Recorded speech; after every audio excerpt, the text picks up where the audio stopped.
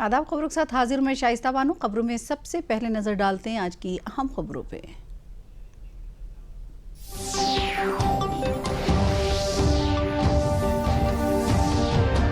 वजीर आजम नरेंद्र मोदी ने कहा, बीकानेर से दुनिया को दिखाई भारत की ताकत। 22 तारीख के हमले का जवाब हमने 22 मिनट में दहशतगर्दों के ठिकाने तबाह करके दिया। वजीर आजम मोदी ने आज राजस्थान के बीकानेर से वीडियो कॉन्फ्रेंसिंग के जरिए 103 अमृत भारत स्टेशनों का किया इफ्तिताह, जिसमें रियासत के 19 रेलवे स्टेशन भी हैं शामिल।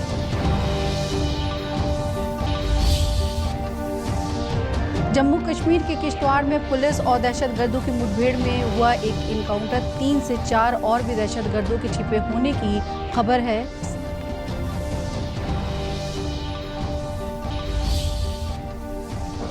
और लखनऊ में वज़ीर आला योगी आदित्यनाथ बैनुल-अक़वामी यौम हयातियाती तनूअ के कौमी मुज़ाकरे में हुए शामिल। कहा, हयातियाती तनूअ की हमारी ज़िंदगी में क्या अहमियत, इससे भारत से ज़्यादा कोई और नहीं समझ सकता।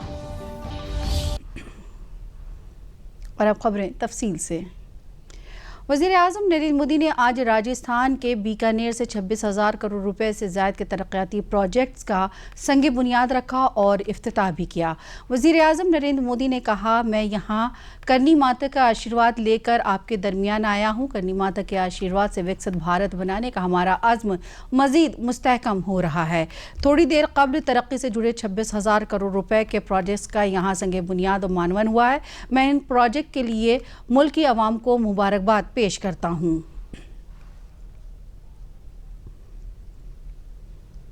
भाइयों और बहनों, मैं यहां पर करणी माता का आशीर्वाद लेकर आपके बीच आया हूं। करणी माता के आशीर्वाद से विकसित भारत बनाने का हमारा संकल्प और मजबूत हो रहा है। थोड़ी देर पहले विकास से जुड़ी 26,000 करोड़ रुपए की परियोजनाओं का यहां शिलान्यास और लोकार्पण हुआ है। वज़ीर आज़म नरेंद्र मोदी ने कहा कि 22 तारीख के हमले के जवाब में हमने 22 मिनट में दहशतगर्दों के 9 सबसे बड़े ठिकानों को तबाह कर दिया है। दुनिया मुल्क के दुश्मनों ने भी देखा कि जब सिंदूर बारूद बन जाता है तो नतीजा क्या होता है।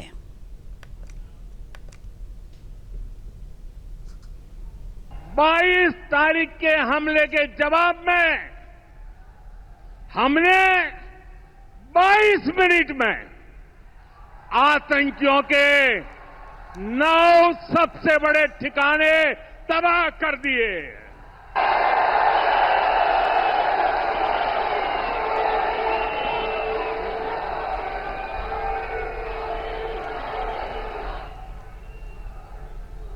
दुनिया ने और देश के दुश्मनों ने भी देख लिया कि जब सिंदूर बारूद बन जाता है तो नतीजा क्या होता है।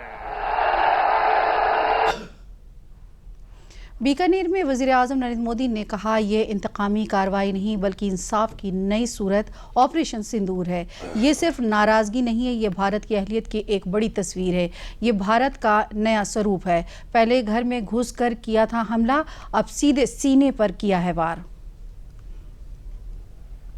ये शोध प्रतिशोध का खेल नहीं,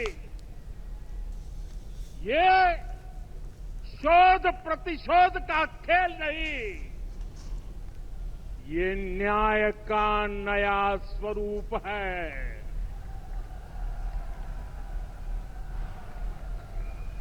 ये न्याय का नया स्वरूप है। ये ऑपरेशन सिंदूर है।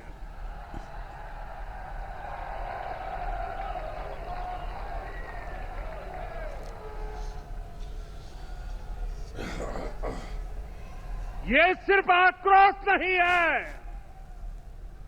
ये सिर्फ आक्रोश नहीं है, ये समर्थ भारत का रौद्र रूप है। ये भारत का नया स्वरूप है।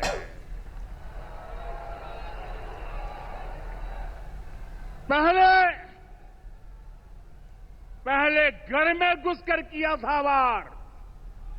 पहले घर में घुसकर किया था वार।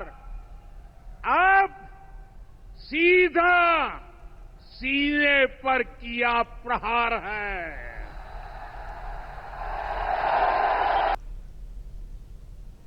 अमृत भारत स्टेशन योजना के तहत पहले मरहले मुंतखबा दोबारा फरोग दिए गए स्टेशनों का आज राजस्थान के बीकानेर से वजीर आजम नरेंद्र मोदी के जरिए वर्चुअली मानवन किया गया। आगरा रेल डिवीजन के तहत ईदगाह आगरा जंक्शन और फतेहाबाद रेलवे स्टेशन का भी मानवन किया गया।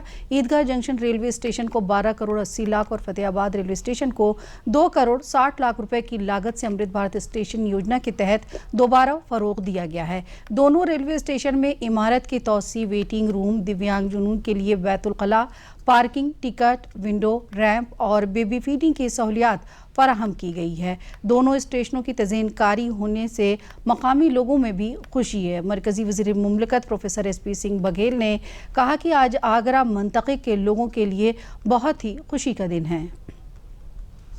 आगरा मंडल के लोगों के लिए बहुत ही आज खुशी का दिन है कि जो अमृत स्टेशन योजना, भारत स्टेशन योजना जो महत्वाकांक्षी योजना है, आज प्रधानमंत्री जी ने पूरे देश में 103 जो रेलवे स्टेशन का उनको पुनर्जीवित पुनर्विकसित करने का जो काम किया है, उसमें से हमारा भी ईदगाह रेलवे स्टेशन है जिसमें लगभग 12-13 करोड़ रुपए से विभिन्न काम किए गए हैं। आपने देखा होगा कि ईदगाह में 12.8 करोड़ रुपए लगे हैं। प्रधानमंत्री जी का, रेल मंत्री का धन्यवाद देना चाहूँगा। देश बहुत बड़ा है जिसमें 7,000 से ऊपर स्टेशन है, उसमें हम ईदगाह भी शामिल है, उसमें फोर्ट भी शामिल है, उसमें राजा मंडी भी शामिल है और उसमें हमारा कैंट, सब जगह फसाड हो रहा है, चेंज हो रहा है। कल्चर का भी आगरा को देखते हुए उसकी संस्कृति, सभ्यता, अध्यात्म भी उसकी डिज़ाइन में देखा गया और मुख्य बात है यात्रियों को बहुत बड़ी सुविधा मिल रही है। आज जब माननीय प्रधानमंत्री द्वारा 103 अमृत भारत स्टेशनों का देश को लोकार्पण किया गया, इसी क्रम में 5 स्टेशन आगरा मंडल में हैं।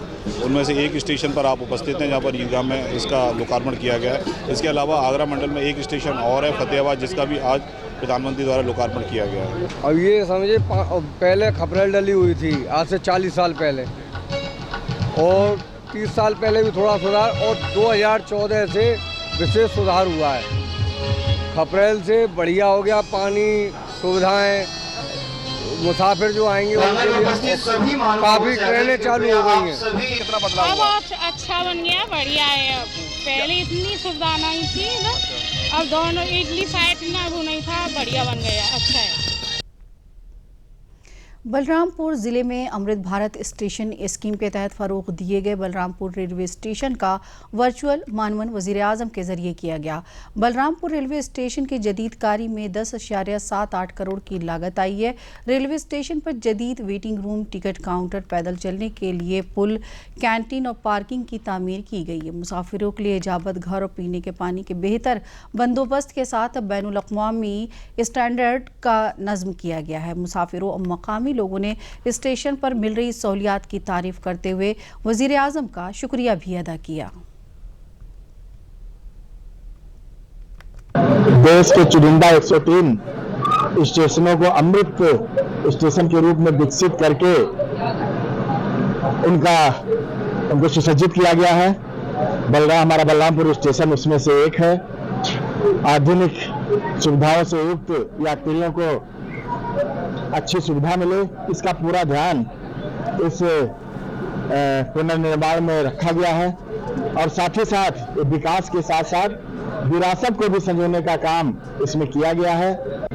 इस सौगात के लिए अपनी तरफ से समस्त बलरामपुर वासियों की तरफ से, समस्त क्षेत्र वासियों की तरफ से, देश के यशस्वी रेल मंत्री जी का, देश के यशस्वी प्रधानमंत्री जी का, जिनके कदमों से अभी ये महत्वपूर्ण परियोजना लोकार्पित हुई है, मैं बहुत बहुत आभार व्यक्त करता हूँ। आप सबको बहुत बहुत बधाई, शुभकामनाएं। जो भी कार्य यहाँ हुए हैं वह तो मतलब हम लोग मेंटेन करने का पूरा उसको प्रयास करेंगे कि आगे भी उनकी साफ सफाई बनी रहे, और यहाँ की जो लोकल पब्लिक है उनमें भी आप ये जो है वो चेतनता जो है जगाइए कि वो इसका बढ़िया उपयोग करे।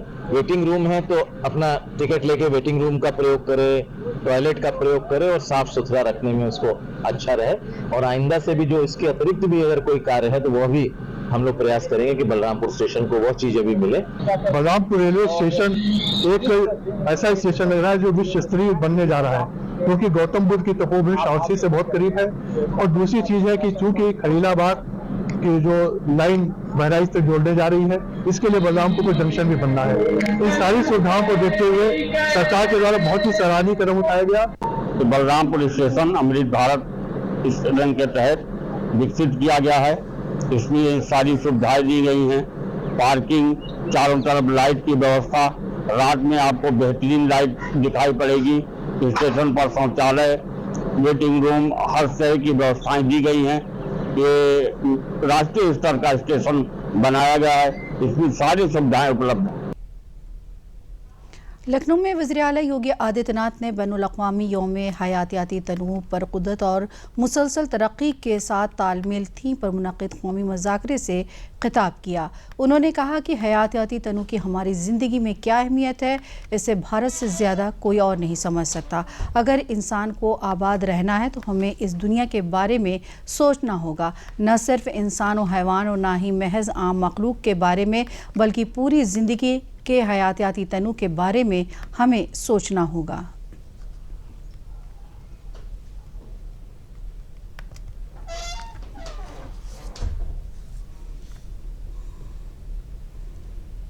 संपूर्ण चराचर जगत के कल्याण की कामना के साथ वह मानसिक अनुष्ठान शुरू होता है।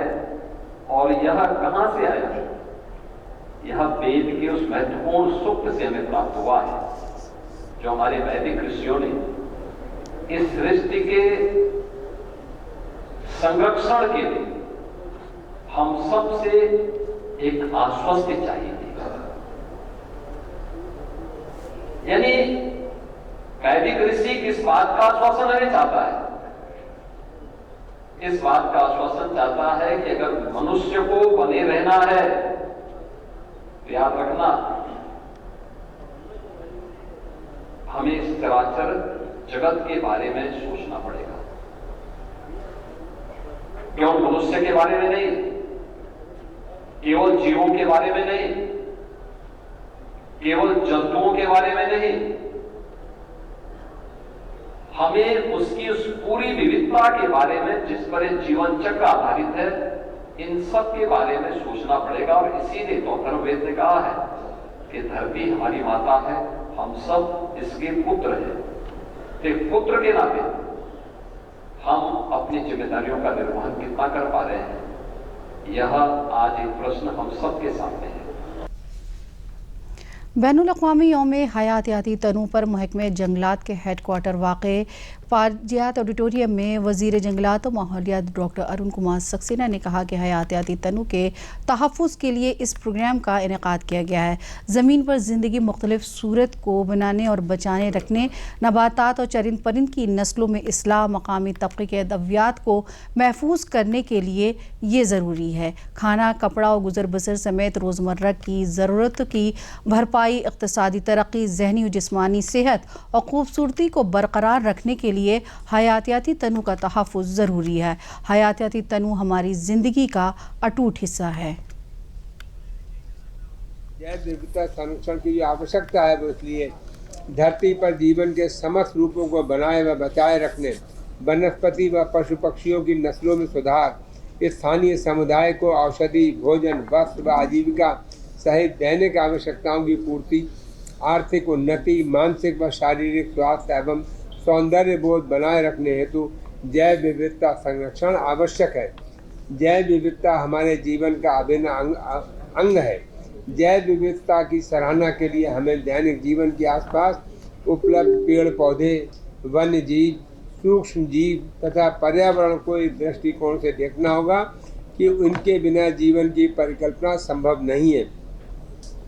एक ओर जैव विविधता हमारे जीवन की आवश्यकताओं जैसे खाद्य पदार्थ, प्रकाश, शुद्ध वायु, मृदा आदि की पूर्ति करता है, वहीं दूसरी ओर जैव विविधता हमें रोगों और प्राकृतिक आपदाओं से सुरक्षा प्रदान करता है। तो जैव विविधता हमारी एग्जिस्टेंस के लिए ज़रूरी है। जम्मू कश्मीर के किश्तवाड़ ज़िले में सिक्योरिटी दस्तों और दहशतगर्दों के दरमियान मुठभेड़ जारी है। दोनों तरफ से फायरिंग जारी है। ज़राए के मुताबिक ने 3 से 4 दहशतगर्दों को घेर लिया। ये मुठभेड़ संगपुरा इलाके के चटरू गांव में हो रही है। जम्मू कश्मीर में दहशतगर्दी का सफाया करने के लिए भारतीय सिक्योरिटी दस्तों का ऑपरेशन मुसलसल जारी है। सिक्योरिटी दस्तों के जरिए एक के बाद एक ऑपरेशन चलाकर दहशतगर्दों का खात्मा किया जा रहा है। आज सुबह से ही जम्मू कश्मीर के किश्तवाड़ जिले के संगपुरा में सिक्योरिटी दस्तों और दहशतगर्दों के दरमियान मुठभेड़ चल रही है। मालूमात के मुताबिक 3 से 4 दहशतगर्दों के छिपे होने की खबर आ रही है, जिनको हिफाजती दस्तों ने घेर रखा है। संभल में हिंदू फरीक के वकील श्री गोपाल शर्मा ने कहा कि हिंदू फरीक सुप्रीम कोर्ट में क्विट दाखिल करेगा। उन्होंने कहा कि हमें 2 काम करने हैं। एक तो सुप्रीम कोर्ट में क्विट दाखिल करना है, जिससे अगर मुस्लिम फरीक हाई कोर्ट के फैसले के ख़िलाफ़ जाता है तो उसमें पहले हमें सुना जाए। दूसरा ये करना है कि हाई कोर्ट ने जो हुक्म दिया था कि सीलबंद लिफाफे में सर्वे रिपोर्ट दाखिल की जाए, इसको खुलवाने के लिए हम सुप्रीम कोर्ट जाएंगे। अगर मस्जिद के फरीक फैसले के ख़िलाफ़ नहीं जाते हैं तो 3 जुलाई से ट्रायल शुरू होगा। हिंदू फरीक के पास काफ़ी सबूत हैं, ASI के पास भी काफ़ी रिकॉर्ड हैं। साल 2018 तक मस्जिद के बराबर में जो कुआं है वहां पर हिंदू फरीक के जरिए कुआं पूजन होता था। उस रिट याचिका के लिए ट्रांसफर टू उच्च न्यायालय इलाहाबाद इस डायरेक्शन के साथ मस्जिद कमेटी को कि आप अपनी बात जाके उच्च न्यायालय इलाहाबाद में जाके कहिए। उसका सुनवाई हुई। सुनवाई के बाद 19/5 के लिए उसका निर्णय आ गया और उनकी याचिका के लिए निरस्त कर दिया। देखिए, अगर मस्जिद कमेटी उच्चतम न्यायालय हाई कोर्ट के निर्णय के खिलाफ जाती है तो निश्चित रूप से केवल दाखिल करेंगे। एंड हमारे लिए विचार कर रहे हैं इस बात के लिए कि जो उच्च न्यायालय इलाहाबाद द्वारा निर्णय दिया गया है उसमें सर्वे रिपोर्ट ओपन करने का कोई सेंटेंस नहीं है, वो मौन है हाई कोर्ट का निर्णय। इसलिए हमें उच्चतम न्यायालय जाना है कि सर्वे रिपोर्ट को खोला जाए। खबरों में आगे बढ़ने से पहले लेते हैं एक वक्फा।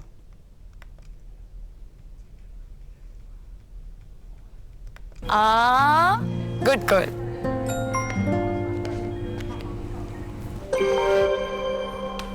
आगे सैलरी नए झुमके ना, पहले बचत, पहले झुमके। सुनो, हर महीने थोड़ा बचाओ और थोड़ा निवेश करो और कुछ इमरजेंसी के लिए भी बचाओ ताकि रहो टेंशन फ्री। लेकिन झुमकों का क्या? जाते हो कि लगाओ इंजेक्शन। RBI कहता है वित्तीय समझदारी समृद्ध नारी। वक्फे के बाद खबरों में आपका खैर मकदम है। कौशाम्बी ज़िले के एक गांव से हैरान करने वाला मामला सामने आया है, जहां एक ही दिन में बगैर किसी दरख्वास्त के 60 लोगों के बर्थ सर्टिफिकेट बन गए। सिराथू ब्लॉक के फाजिलपुर गोपालपुर गांव में 2.5 साल पहले लक्ष्मी नारायण पंचायत सेक्रेटरी के ओहदे पर तैनात थे। साबिक सेक्रेटरी के नंबर पर एक के बाद एक तकरीबन 60 मैसेज आए।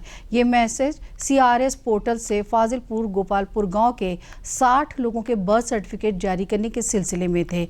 इससे मौजूदा सेक्रेटरी जितेंद्र प्रकाश त्रिपाठी भी हैरान है। अब इस मामले की तमाम मालूमात यकजा की जा रही है कि कहां चूक हुई है। मीडिया के माध्यम से जानकारी हुई थी कि ये सिराथू ब्लॉक का एक फाजिलपुर गोपालपुर है। यहाँ पे पूर्व में सचिव थे 2.5 साल पहले, उनका मोबाइल पे जो है मैसेज आ रहा जन्म का और मृत्यु का। इस संबंध में मैंने सचिव से भी वार्ता किया और इसमें वर्तमान में जो सचिव हैं जितेंद्र मिश्र, जो जन्म मृत्यु का रजिस्ट्रार यही होते हैं, और इन्हीं का मोबाइल पंजीकृत है, लेकिन इनके पे कोई OTP या कोई मैसेज नहीं आ रहा। तो प्रथम दृष्टया ये हाईजैक का मैटर लग रहा है कि हाईजैक कर लिया गया है इनका जो मोबाइल नंबर है पुराने सचिव का। तो इसमें संबंधित सचिव को हमने कहा है कि पहले तो तत्काल आप जो है साइबर सेल में जाके इसका FIR कराएं। खबरों में आगे बढ़ने से पहले लेते हैं एक और वक्फा।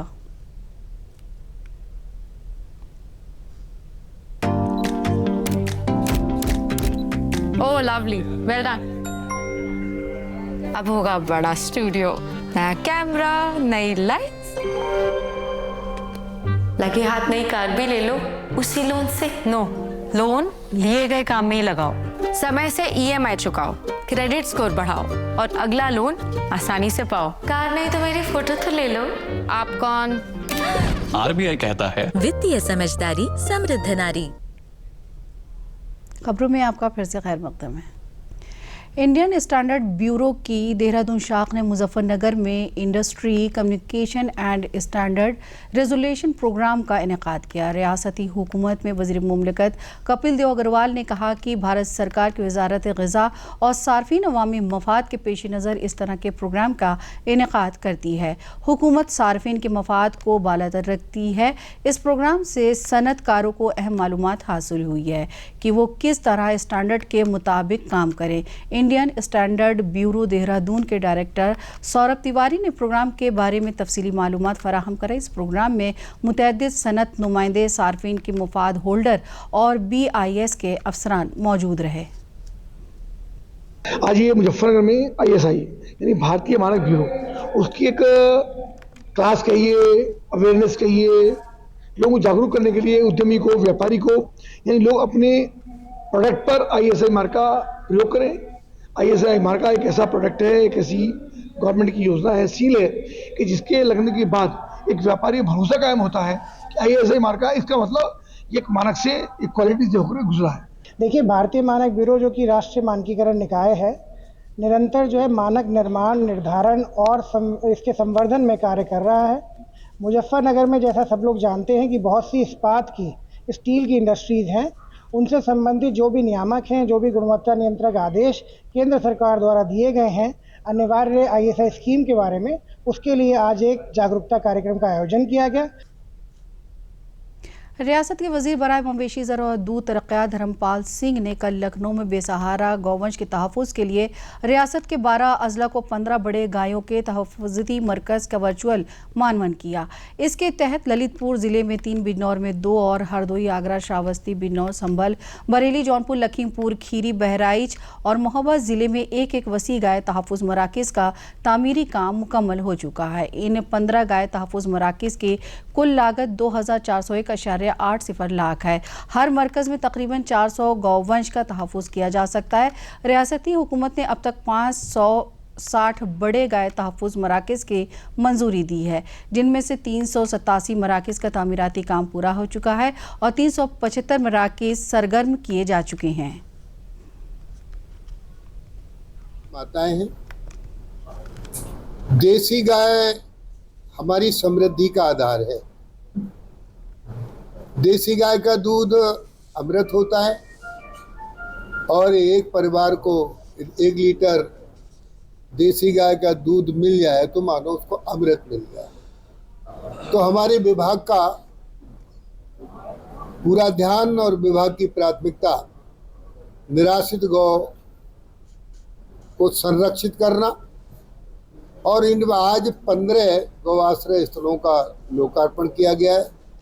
इन 15 गौआश्रय स्थलों पर हमारे माननीय विधायक, बाकी प्रधान, BDC सदस्य, ब्लॉक प्रमुख आदि ये लोग वहाँ उपस्थित हैं, क्योंकि बिना समाज के सहयोग से ये खबरों में बस इतना ही। इजाज़त दीजिए। शब खैर।